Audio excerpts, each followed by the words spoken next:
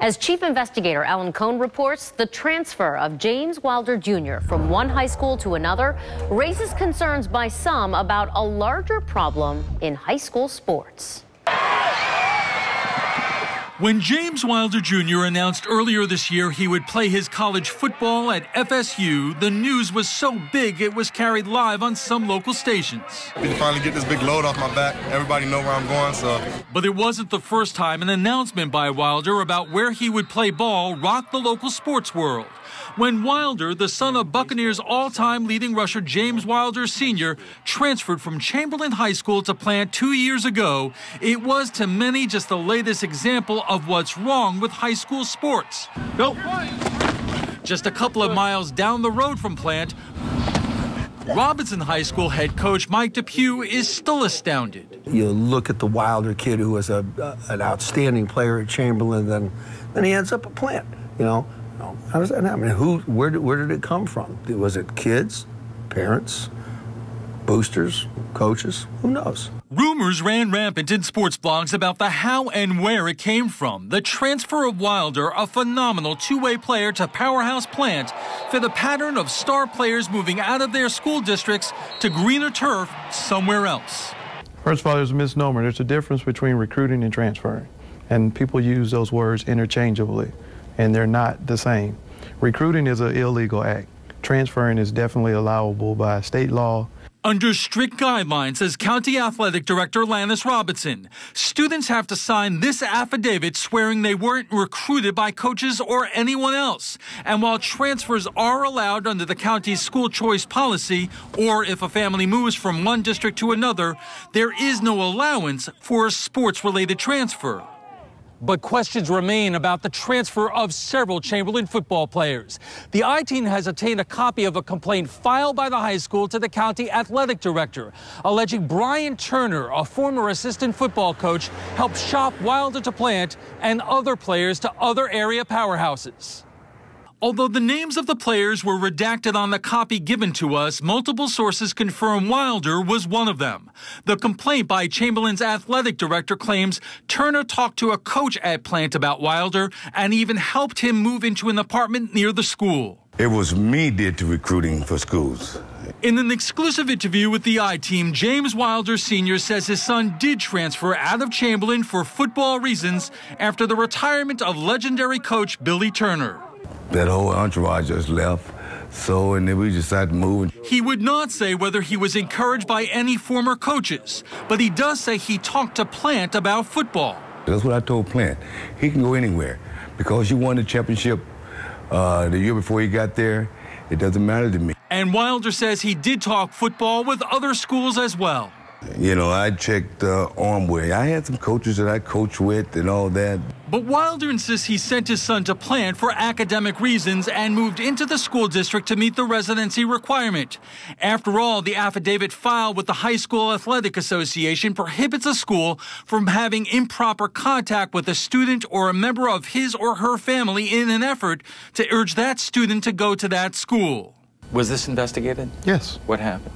We checked into everything with that allegation, and none of the information that was provided in that document turned out to be as we found it. Interestingly, Brian Turner says he was never contacted about any investigation. Lannis Robinson says it wasn't necessary because he wasn't implicated in any way. If you have any information about recruiting violations or complaints, email us at iteam@abcactionnews.com. The I-Team has what some say is evidence about the lengths some coaches may go to win. Chief Investigator Alan Cohn has been looking into the issues surrounding illegal recruiting and transfers, and he joins us now with what he's found. Linda, there is a lot of questions we had for the coach who wrote these text messages, but he isn't talking, and the county isn't investigating. Keep your kids close to you, the text message warns. We need some defensive backs, and 55 and 71 are on the list. And later, oh yeah, 42. The text messages were part of an official complaint filed to Hillsborough County Athletic Director Lannis Robinson by Chamberlain High School. The text messages were from Earl Garcia III, an assistant football coach at Hillsborough High, to John Colbert, who at the time was at Chamberlain. The messages were exchanged after a 2009 spring football game. If our transfers were able to play, we would have beaten them by 40, Garcia told another coach, Darryl Stewart. Colbert, who was with Stewart, replied, "You mean your recruits. We're going to do it by the rules." The I-team obtained the exchanges through a public records request. What did you think when you saw that? Saw that if those kids transfer to the school, then we have an issue. But Robinson says he never investigated, never asked Garcia about the messages because the players in question didn't wind up transferring. Do you go back to the person who sent this kind of text and say, you know, what are you doing? What are you talking about? No, because it didn't happen. So this week we attempted to ask Coach Garcia, who works under his father at Hillsborough High, what he was thinking when he sent those messages. But shortly after we arrived at football practice, he sent a female student up to us who said, "Coach G has nothing to say." I quit turning in allegations quite a while ago. Brian Thornton says he recently retired as head coach at East Bay High School, partly over his frustrations about what he says are rampant recruiting violations in the county and the reluctance of the school department to seriously look into allegations. Why? Well, because when you get shot down several times and you go through all this work and you get shot down and you get ostracized by your peers for doing it, and I mean that wears a toll on you.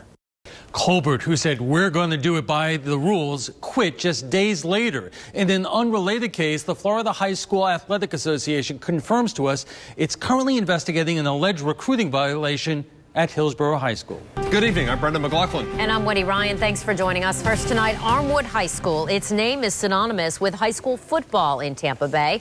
But our I-team has uncovered an eligibility issue involving one of Armwood's starting players. And as Chief Investigator Alan Cohn reports, it's put the school's undefeated season in jeopardy. The Armwood Hawks started their season televised nationally on ESPN. They're ranked third in the nation. They haven't just beaten every team they've played so far. In most cases, they've destroyed them. For the players and their parents, it doesn't get any better than this. Parents think if they're seen on ESPN, gives them a better chance for a scholarship. Armwood receives national exposure because it's the #1 ranked team in Florida with the highest winning percentage of any team in Hillsborough County for the last 5 years. But some coaches are openly questioning how Armwood and other schools seem to get the best players year after year. While the state allows students to choose their schools, the Florida High School Athletic Association bans transfers for purely athletic reasons. But head coaches like Mike Depew say he sees them all the time. Every year the transfers, and they're going on right now. You know, how did they end up doing it? Because like any rule, there are exceptions. An athlete can transfer and immediately play for their new school if there is a full and complete move from their former home, providing A, the former residence is not occupied for any purpose. Sonny Hester is the former head of compliance for the FHSAA. All utilities are transferred, driver's license, voter registration, and all other forms of legal identification are changed to the new residence. So all of these have to be met. If one of them are not met, then you're in violation of the rule. Rules the I-team has learned officials are now examining in the case of senior Jack Lightsey, a 6'3", 260-pound offensive lineman, which records show transferred from Orlando's Dr. Phillips High School to Armwood, 65 miles and 2 counties away on March 29th. He played in the school's spring football game, even though his parents, Tom and Shelley, continue to own their Orlando home, register their cars there, and register to vote there. It's still their homesteaded property, and this is their latest water bill. We tried contacting the Lightseys several times before catching up with Tom Lightsey just before the recent Armwood Plant football game.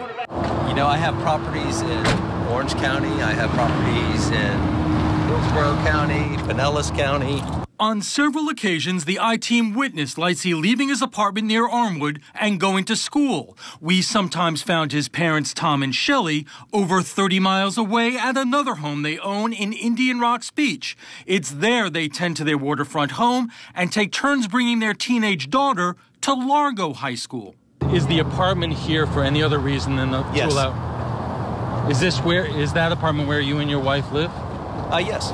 According to Sonny Hester, if the Lightseas enrolled their son at Armwood, listing the Seffner apartment as the family's legal residence, it would violate FHSAA rules that prohibit false information to gain eligibility. What are the consequences for that? Ineligibility for an entire year. Hester says 2 state rules are in question, whether there was a full and complete move or falsification of information.